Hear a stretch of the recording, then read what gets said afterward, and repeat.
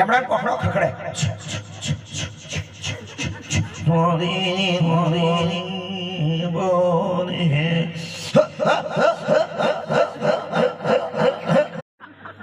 મારું બોલાયેલું વસૂલ થવું જોઈએ બાપા એ તો માતાજી પાસે એમ કે એમને આપણે નહીં બોલાવવા આવડે એ પાછો ઉભો થયો એમ કે હા ખરેખર આવી અંધશ્રદ્ધામાં ના રહેવાય રામદેવ પીરના પાઠ પૂરો ખોડિયારમાંનો ભજન કરો પાઠ પૂરો માતાજીને યાદ કરો આ તો અમારા બધાના ભાગ્ય કે પ્રતાપરામ બાપુ મને